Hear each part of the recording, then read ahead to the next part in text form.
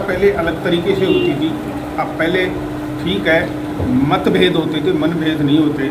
आजकल मनभेद है, संकीर्णता है, उदासीनता है। और मैं तो यही कहूँगा, पत्रकार को, पत्रकारिता का असली रूप तो पत्र को आकार देना होता है, लेकिन आज उस हिसाब से लोग आगे नहीं बढ़ पा रहे हैं। और पत्रकारिता का धीरे धीरे मेरे ख्याल से, मैं जहाँ तक सोचता हूँ, रामभवन में यहाँ राम दरबार सजा हुआ है और आज राम जन्मोत्सव यहाँ मनाया जा रहा है, तो क्या कुछ कार्यक्रम की रूपरेखा यहाँ रहनी है और किस प्रकार से ये भव्य उत्सव यहाँ मनाया जाता है। मेरे साथ में जो कोटपुतली से स्वतंत्र पत्रकार हैं, राजस्थान पत्रकार परिषद के जिला अध्यक्ष हैं आनंद पंडित जी मेरे साथ हैं। सर, राम दरबार यहाँ सजता है, प्रतिवर्ष ये भव्य उत्सव यहाँ मनाते हैं, क्या कुछ महिमा रहती है? राम नवमी के उत्सव पर हम करीब 50 साल से इस राम भवन परिसर में राम का प्राकट्य दिवस मनाते हैं और इस दिन भगवान राम की विशेष झांकी सजाई जाती है।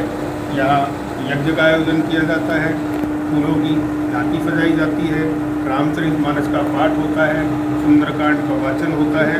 और हमारे को ये जैसे कहते हैं, माता रामो बुद्धि राम पिता रामचंद्रे स्वामी रामो वत्सखा रामचंद्रे सर्वसम्य रामचंद्रो दयालु नानम जाने न जाने न जाने। हमारे सब कुछ हमारे आराध्य भगवान श्री राम हैं। मैं लोगों से यही अपील करना चाहूँगा, अक्सर भगवान की पूजा सेवा अर्चना में लगे रहे, उससे ही अपना जीवन आगे बढ़ सकता है, उसी में अपने जीवन का कल्याण है, उस वही मुक्ति धाम का रास्ता है। बिल्कुल, राम में ही सब कुछ समाया हुआ है और इस जो पावन दिन है, इसी दिन के साथ में कोटपुतली का भी एक जुड़ाव है कि कोटपुतली का स्थापना दिवस भी आज ही के दिन है। तो ये दो चीज़ें एक साथ हम मनाते हैं, तो क्या कुछ रहता है कि ये कोटपुतली का जो स्थापना दिवस सब शुरू से देखते आ रहे हैं कि कोटपुतली कब से है और क्या कुछ है, इतिहास कुछ बताएं। इस बात में थोड़ी सी मेरे को पीड़ा है। अब स्थापना दिवस को लेकर कई लोग भ्रांतियाँ रखते हैं। अब पहले हमारे यहाँ बहुत बढ़िया ढंग से स्थापना दिवस मनाया जाता था। अब आजकल जब से कोरोना 2 साल का पीरियड रहा, उसके बाद से लोगों की रुचि कम है। लेकिन मैं ये कहूँगा, ये अपील करता हूँ सबसे, अब स्थापना दिवस के उपलक्ष्य में अब घर घर में दीपक जलाए जाएं और हर घर से आदमी ये महसूस करे आज कोटपुतली का स्थापना दिवस है, अच्छे व्यंजन बने, लोगों को अच्छा प्रसाद बांटे और लोगों में खुशहाली ये लहर आए, ये लोग उसके लिए प्रति समर्पित हो।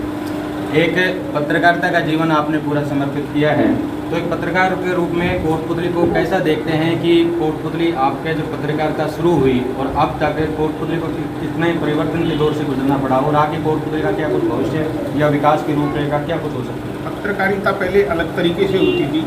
अब पहले ठीक है, मतभेद होते थे, मनभेद नहीं होते। आजकल मनभेद है, संकीर्णता है, उदासीनता है। और मैं तो यही कहूँगा, पत्रकार को, पत्रकारिता का असली रूप तो पत्र को आकार देना होता है, लेकिन आज उस हिसाब से लोग आगे नहीं बढ़ पा रहे हैं। और पत्रकारिता का धीरे धीरे मेरे ख्याल से, मैं जहाँ तक सोचता हूँ, पहले वाली बात नहीं है। बिल्कुल, आपने पत्रकारिता की एक परिभाषा आज के परिप्रेक्ष्य में बताई है, लेकिन कुछ शहर के बारे में बताइए कि शहर को क्या दिशा होनी चाहिए?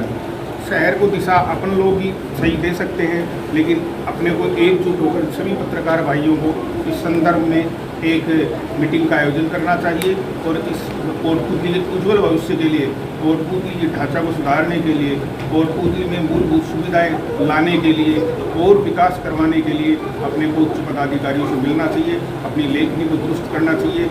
और मैं तो यही कहूँगा, सब मिलजुल कर इसमें सहयोग करेंगे, शायद कोटपुतली आगामी भविष्य अच्छा रहेगा, सुखद रहेगा। आज रामनवमी और कोटपुतली स्थापना दिवस के इस पावन पर्व पर पत्रकारिता पे मैंने चर्चा इसलिए छेड़ी कि एक पत्रकारिता को जो स्वरूप होना चाहिए कि कोई किसी भी शहर को दिशा या दशा जो भी तय होती है वो एक पत्रकार की कलम तय करती है। कहीं ना कहीं जनप्रतिनिधि उसके बाद में आते हैं, तो कहीं ना कहीं अगर कहीं विकास नहीं हो रहा है या कहीं गलत हो रहा है तो उसके लिए पत्रकार भी कहीं ना कहीं जिम्मेदार होता है। बिल्कुल, तो इसके लिए क्या कुछ होना चाहिए? बिल्कुल विकास जी, मैं आपकी इस बात से सहमत हूँ। इसके नोट्स तैयार होना चाहिए और जो पत्रकार है उनको उन नोट्स को फॉलो करना चाहिए। बिना फॉलो किए अपन पत्रकारिता का बीड़ा उठा लें और फिर सही पत्रकारिता या सजग पत्रकारिता कैसे संभव है, मेरे समझ से पड़ेगी बात।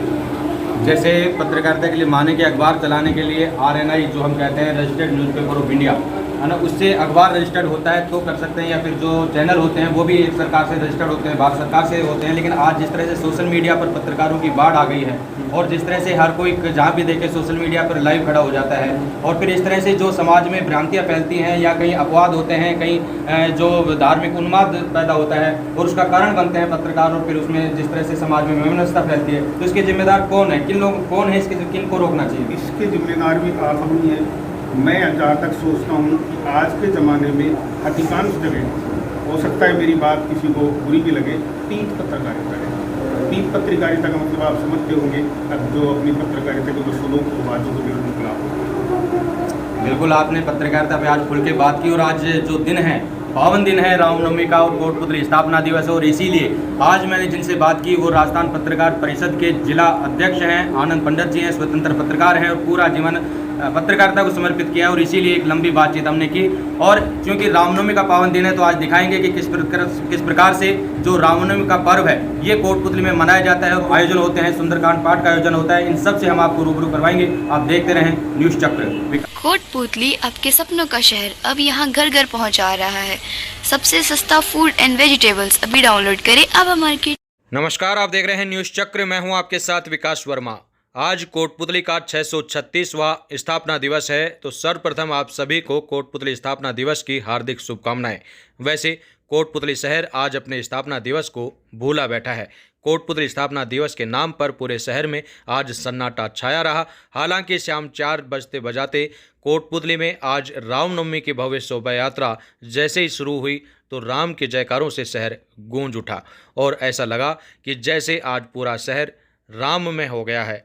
जैसे ही शोभा यात्रा कोटपुतली के बसंत प्रभु राष्ट्रीय विद्या मंदिर से शुरू हुई और कोटपुतली के दिल्ली दरवाज़ा पहुंची तो भाईचारे की एक अनूठी मिसाल यहां देखने को मिली, जहां मुस्लिम भाइयों ने फूल वर्षा से शोभा यात्रा का स्वागत किया, और इस दौरान एडवोकेट शहजाद खान, CLG सदस्य जावेद कुरैशी व इरफान कुरैशी, इसाक मोहम्मद खान, यासीन खान, इस्लामुद्दीन, लीला खान, सलीम, आबिद, शब्बीर मिस्त्री, मुख्तियार भंडारी, पप्पू खान व रईस सहित अनेकों मुस्लिम भाइयों ने साफा व फूलों से शोभा यात्रा का स्वागत किया और पुष्प वर्षा की। ये एक ऐसा संगम था जो कोटपुतली में भाईचारे की मिसाल को कायम करता है। इस दौरान यहाँ पटाखे चलाकर खुशियाँ जाहिर की गई, और आपको बता दें कि शोभा यात्रा जब शहर के अलग अलग मार्गों से होते हुए मुख्य चौराहे की तरफ बढ़ रही थी तो पूरा शहर पुष्प वर्षा किए जा रहा था, और शोभा यात्रा में राम के जयकारों से शहर गुंजमान था।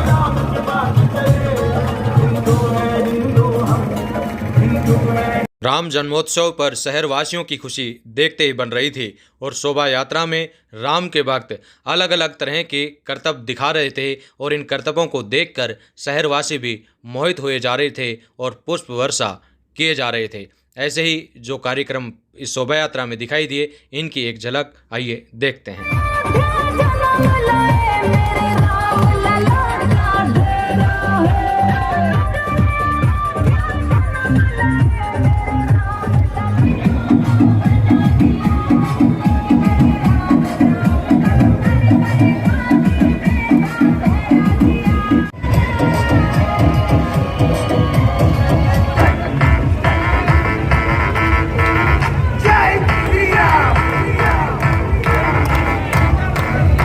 आपको बता दें कि रामनवमी के शुभ अवसर पर आज विश्व हिंदू परिषद व सहयोगी संगठनों के द्वारा श्री राम की शोभा यात्रा का आयोजन किया गया था। यह शोभा यात्रा शहर के बसंत प्रभु राष्ट्रीय विद्या मंदिर विद्यालय से शुरू होकर दिल्ली दरवाजा व शहर के मुख्य मार्गों से होते हुए वापस बसंत प्रभु राष्ट्रीय विद्या मंदिर पहुंची थी।